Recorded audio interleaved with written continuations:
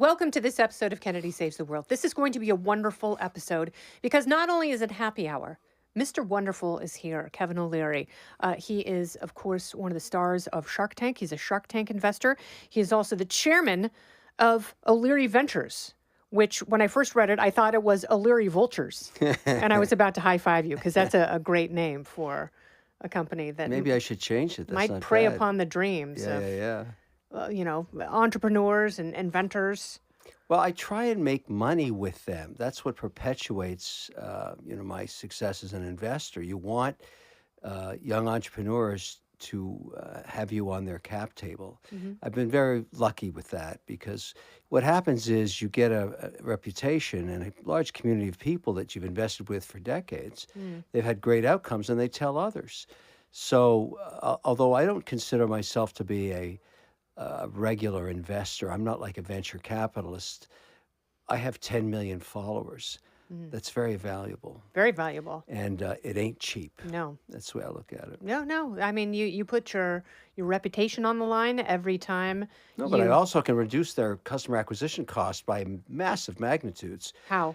By letting these people know that I'm investing in this deal and I only eat my own cooking. So I don't invest in things I don't use.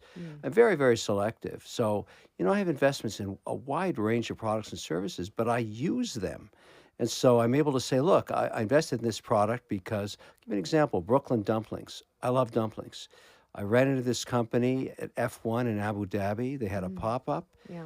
They took deli flavors from Brooklyn and put them inside the dumpling wrapper. Nice. Like mac and cheese and kung pao chicken. Pastrami, and cheese. Reuben. Right, a Reuben and a cheeseburger. And I said, this is a hell of a good idea. Now I own the company. Wow. And Is of course it profitable? Not yet. We're expanding like crazy though. But that's when you find a great concept in fast casual, you want to expand rapidly before, because there's nothing proprietary about it. Is it like makeup, like Sephora? They're changing their brands, it feels like every couple months. Like I walk into Sephora and, they have prime placement always for brand new companies that you've never heard of. But because there's so much turnover in, that part of the beauty industry, it's like people who are fans of makeup. It doesn't matter if you're young or old. No, that's the idea. They own the channel. They have the distribution. They have the shelf space. Yeah. It's the same for me. I'm Chef Wonderful on QVC. 6.4 million women live watching that. When I go to QVC, I shoot all night, all day. I mean, those are better numbers than any prime time network show. That's what people don't understand. There's so many different distribution channels now. For QVC, I want to bring a whole plethora of products: wine, sous vide, dumplings, cheesecakes. They're all Chef Wonderful products. So when people say to me, well, okay, you're investing in my food concept, I say, no. I don't need a job. I want a big piece of this company and I'm going to blow it up. And that's exactly what I do. What is the best investment you made on Shark Tank so far? Oh, it's got to be Base Pause, Anaskaya, because you look at IRR, internal rate of return, and what you want is an investment that comes to fruition quickly. This one came together in 36 months. It went from a zero to a massive exit. She basically brought a product out, which I thought was insane. $29.95 cat DNA testing kit. You can buy a new cat for $5. Why would you pay $29.95 for a DNA testing kit? People love their dogs and cats more than they love their children. Just before the pandemic, and this could help a cat live 33% longer. So, of course, it was a huge hit. And then one of the big pharma companies bought it for the cat DNA information, the data. Yeah. Data is more valuable than oil today. So that was a huge win for me. And how are you capitalizing on AI? Like what sort of investments have you made around AI? Or are you skeptical of it? Do you think it's completely overblown right now? No. We found uses of AI in almost every company we have. The first one is I created a product. I have so many companies now. I said, okay, let's aggregate our buying of AI. And we created a company called WonderEngine.com, where the first tool is to modernize your social media, because every small company has one big issue: customer acquisition cost.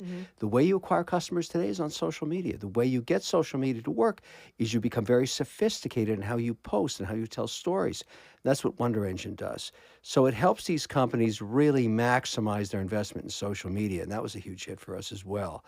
And in AI for our wine business, for example, we start to look at the data. I know right now that the number one varietal in southern Florida is going to be Moscato this month, a sweet wine. I think it tastes like but I women hate love. Moscato. I know, but women love it, and it's our number one seller. It doesn't matter what I want; it's what the AI tells us, and it's working. It's working. We're selling a lot of Moscato. Okay, but does AI take human intuition out of the equation? Because I think what sets us apart as human beings is our intuitive capability, not just our rational capability, which is what people think of primarily when they think of the things that human beings possess that makes them different and able to build rocket ships and investment companies. I think intuition is even more valuable, but does AI take that out of there? Because your intuition might tell you Moscato sucks and it tastes like sweet piss, but AI might tell you something completely different. You know what I think about AI? It gives you option value. It gives you information. It mines the data. It comes to conclusions. It shows you optionality.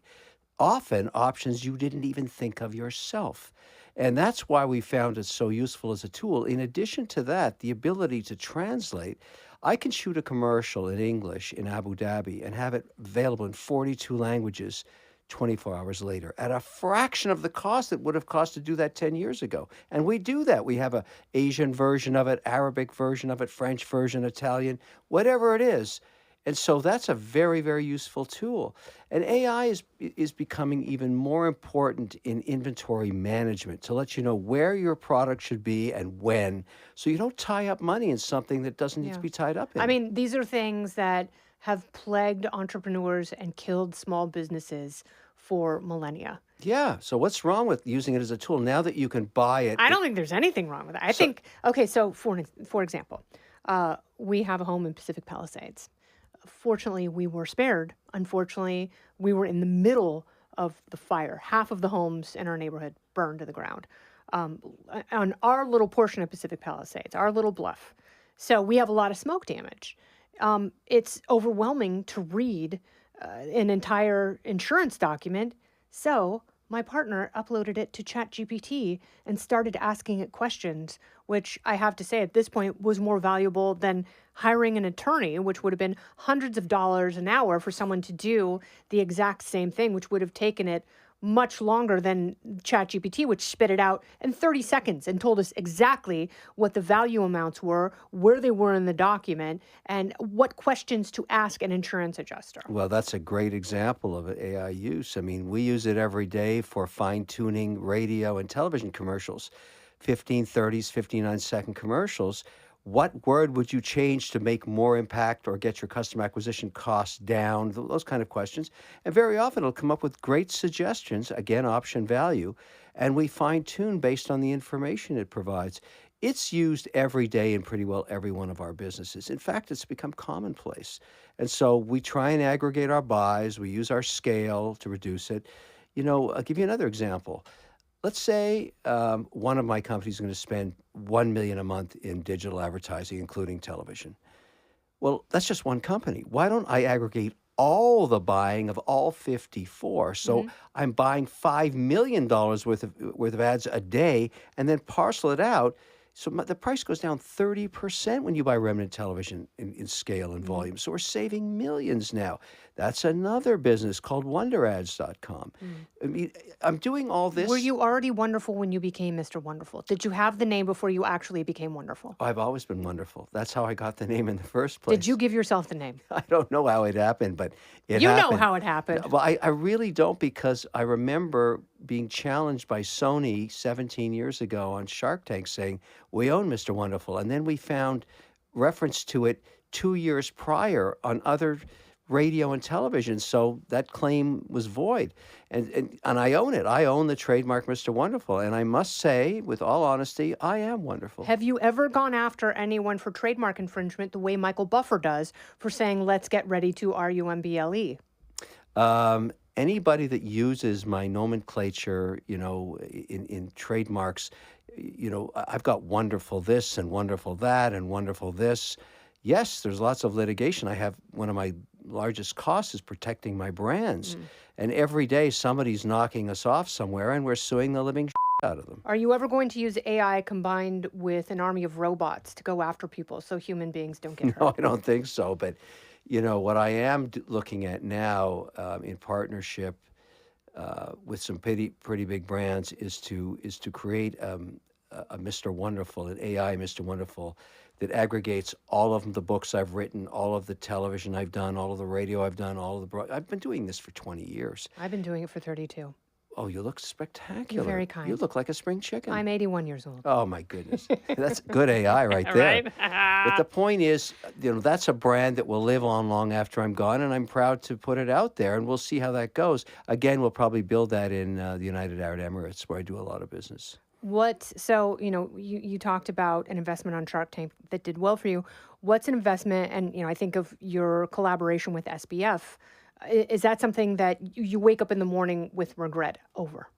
Well, that was a very important journey that wasn't just me. There's so many people involved in that litigation and that calamity and tragedy. And the remarkable thing about all the people that have accounts, I don't know if you're aware of this, they're being offered 141% of the value that they lost right now through the bankruptcy claim. This Is is it going like people offering $300 for Fire Festival No, sweatshirts? no, no. What's happening here is this is probably going to be one of the most, if not the most successful bankruptcy in history in the United States, because Sam Bankman-Fried invested in so many things that had massive parabolic increases in value, including Bitcoin. I think it was at $27,000 when he went bankrupt, and it was all, they closed the accounts, and then all of a sudden Bitcoin's at 96,000 Yes. today.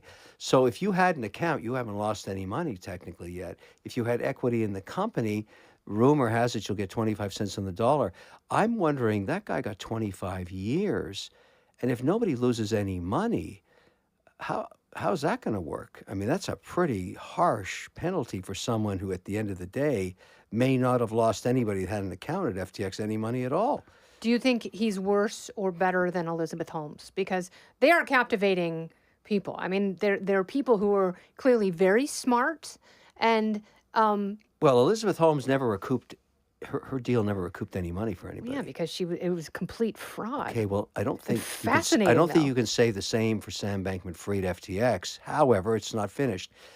Remember, the other guy, CZ at Binance, also went to the slammer. In fact, all the crypto cowboys were wiped out under Gary Gensler. And it's a good thing, though, because now, Gensler hated crypto. and well, he's not there anymore, Yeah. but the point is we're in an administration the that past feels tense. better about it now. Yes, thank God. But- Did you ever think you would see that day? No, it's great, but my whole point is all of the crypto cowboys are gone, and now the exchanges like WonderFi up in Canada, I'm a big investor in that because that's a regulated exchange. And I think the Canadian banks are eventually going to bring crypto into their money system.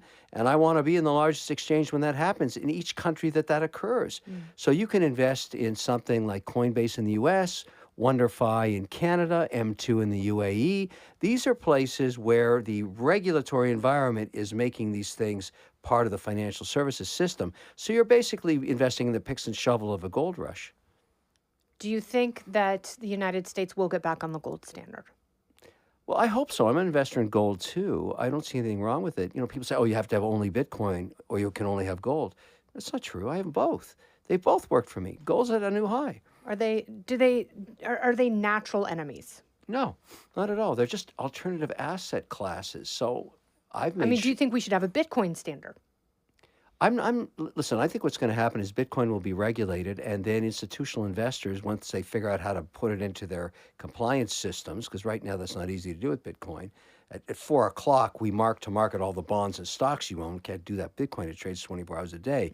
But when all that gets worked out, my bet is large pension plans, endowment funds, sovereign wealth will buy up to 3 to 5% Bitcoin. And I've already bought, I bought Bitcoin as low as $17,000. Yeah. So I'm happy to own it today. It's been a great asset for me. But, I have a rule, no more than 20% in any one sector like crypto and no more than 5% in any one asset like Bitcoin. So I've got diversification. Well, of course you do. You're Mr. Wonderful. Do you ever wake up and Exactly. go, I have too much money? I should go burn some of it. No, look, I don't spend my time worrying about how much money I have now. That's not what I'm worried about. What I'm worried about is, can I stay in the game? Can I compete? Can I buy TikTok? All of these things that I'm working on, these massive projects. That thing I'm doing with Frank McCourt, the bid for TikTok is Hmm. a very complex international political deal. And so we'll see how that goes. I'm working on building some of the largest data centers on Earth, one in Alberta, one in West Virginia, one in North Dakota. These are complicated deals and they're Yeah. multi-billion dollars. But if you're going to go big. That's what I say. Go big or go home. Yeah, I've always that's said it. it. Cheers, So, by the way. I like this we can't cheers cocktail because it's thing. water. Oh, I'm superstitious. That's why I didn't. So I well, always. that's bullshit. I agree. I was Well, told. I next was time, told don't soda bring me water. Listen, I'm expecting some really I good was. I tequila was next time. ready to give you. All right. Unfortunately, I'm a little compressed for the time drink today. of your life. I get it. But I was told soda water and citrus. So you got sparkling that's water. pretty damn boring. And you're preaching to the choiress Well, here. cheers anyways. How ridiculous. Oh, but that's so good Boy, for the that's blood. good citrus. Yum, yum, yum. What's better, Canada or the United States of America? No, they really should combine economically. I don't think it's going to work to buy the country, but the opportunity to combine the economies, the common currency, a common transportation document like an EU passport, and no tariffs in any directions would make the economy the largest on earth. The Chinese would never catch up, and that's really I what mean, I don't mind that. I don't mind free trade. I don't mind an economic alliance. I don't think that the United States has to acquire any more territory. No. I mean, look, Trump. You got to. I've said this about Trump for 12 years. You have to distinguish between the noise and the signal. The noise is, okay, we're going to buy Greenland, we're going to buy the Panama Canal, we're going to buy Canada. Which sends people to the fainting couch. Got it. Because they're only listening to the noise. Yes. The signal they should be listening to is, what would it look like to put an economic union together with all the resources Canada has on the market, the U.S. has together, would be a behemoth economy, and I'd like to invest in that. Don't go anywhere. More Kennedy Saves the World right after this. Okay, so George H.W. Bush lost his second term because he was essentially pro-NAFTA. And Ross Perot annihilated him for that. How would an economic union between Canada and U.S. be any different for, the populists who are in power right now, who think that everything should be American-made and all of our resources and finances should be concentrated within the 50 United States? NAFTA was way too complicated to explain to anybody, including every voter in both countries. This, what I'm talking about, is very, very simple.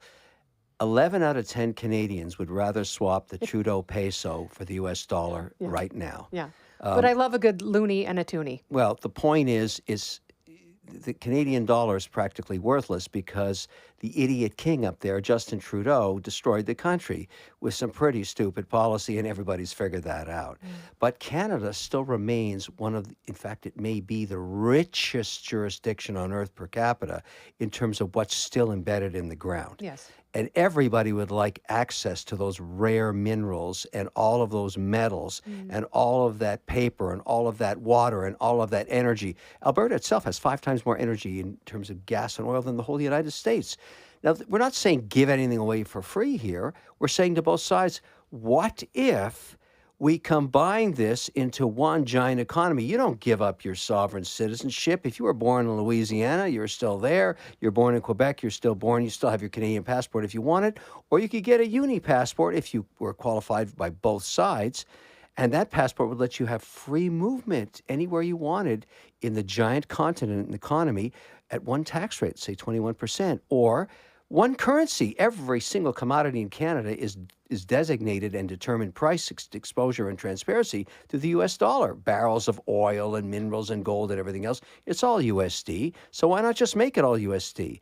And on top of all that, 0 tariffs. If you're making maple syrup in Vermont, you're not going to get blocked by the guys in Quebec anymore who set the price. Yeah, that's silly. Of course it's silly. It's really stupid. The people in BC are not allowed to sell their wine in British Columbia to people in Ontario because there's tariffs across Canada too. You wipe all that stuff out. Now, when Trump first came up with the idea saying, hey, I want to buy Canada, only 13% of the population talked about it being a good idea. They hated it. Now, when people are saying, wait a sec, I don't have to give up my sovereignty, but I can have economic union, 43% are interested in learning more. So we're on to something here. That's the signal versus the noise. So, Trump drives people crazy, but they just don't get the guy.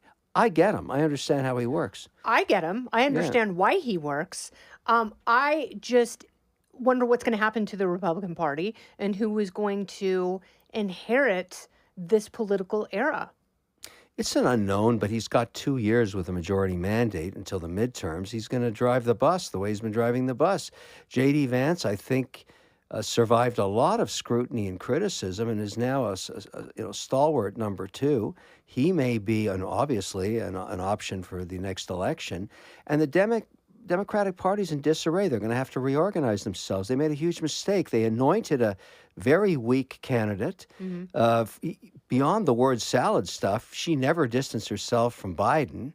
And so I never understood what a Kamala Democrat was. Nobody did, including her. So the whole point was she got wiped out, and she will not probably get a chance at it again unless she can win a process.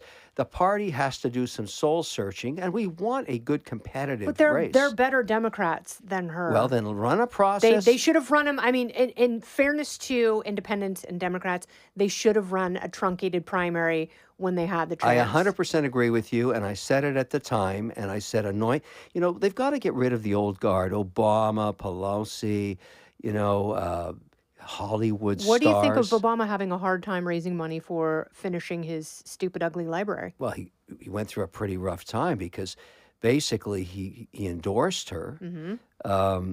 Every candidate that paid up. I mean, listen, I'm very fortunate. I work both sides of the aisle. I'm the great thing about supporting entrepreneurship, it's bipartisan. I know as many big Dems as I know Republicans, and I do keynotes for both of them. And I do it on behalf of entrepreneurship in America. The crazy thing about Shark Tank, 17 years, it's on in 54 countries. I feel like, I'm an ambassador because everybody doesn't understand this. The number one export of America is not energy or technology. It's the American dream. That's our number one export. And I'm an ambassador for it all around the world. Wherever I go, France or Switzerland or England, India, they know Shark Tank. I walk out there and I go, wow, how's this possible? Yes, because every person who watches that show knows that they have an idea within them. And if they could make a prototype and get it before you, that you would absolutely love it. And that's what drives capitalism. It's that creativity. It's that self-belief. And I also believe, I don't understand this push for just green energy right now because we're not there yet. I truly believe that if we take advantage of the natural resources that we have just in North America alone, that will push innovation to the point where we naturally have a cleaner environment with superior I energy agree, because the sources. market will determine Yes. that. People want clean environment. They want the market to drive the forces towards that. You're right. The thing is, why I feel honored is I don't shill for politicians. I shill for policy. So I'm not saying vote for this person, vote for that person. I'm saying vote for the policy they're putting forward. Make the policy your driver because you want to support entrepreneurship in America. We all moved here and built our businesses, including me, because pursuing the American dream. That's it. The American dream is the thing. You don't want to mess with that. And I think most people get that, including the Democrats. So I'm very lucky. I can go to the Hill, walk into both sides' office. Nobody's yelling at me. They're just saying, great, I want some jobs in my state, whether I'm Democratic, Republican, or independent. Is your ultimate dream to be president? I don't know if politics is... I'm really enjoying what I'm doing. I mean, I get up in the morning and I'm just fired up to do more of what I do. I mean, imagine... I have a good chance, along with Frank McCourt, of buying TikTok. That's a big deal. I'm not even in it for the money. It's the legacy of pulling that off. To create a deal that's a global deal that gets two giant nations working cooperatively. I mean, who gets to do that? How few people get that opportunity. For me, that's Rich like, white men with their privileged white penises. That's who gets to do it, Kevin. listen, it really has nothing to do with the color of my penis. It really has a lot to do with the ability to bring these people together to make this work and know the right people to talk to and understand that I've got to work with two governments. I Yeah. mean, this is incredible. So, McCourt and I have been working. I bet you I spent 40% of my day working on this every day. And it's going to end April 5th, so it's not forever. Capitalism is the ultimate diplomacy. It is. And we have great interest in this deal. Yes. Well, I hope you close it. Come back. I will make you the bourbon cocktail that I had intended. Thank you so If much. tequila if that is your passion, I will make all of your tequila dreams come true. I don't want any fake booze anymore. So next time I come back, I want a Montrachet on the ice. Okay. And a nice, clean crystal glass that I'll drink it with. So Okay. that's it's expensive, so don't be cheap. I'm never cheap. Good. Come on, baby. Who are you talking to? All right. Thank you, Kevin O'Leary. got Mr. it. Wonderful. Take care. This has been Kennedy Saves the World along with Mr. Wonderful. I'm Kennedy.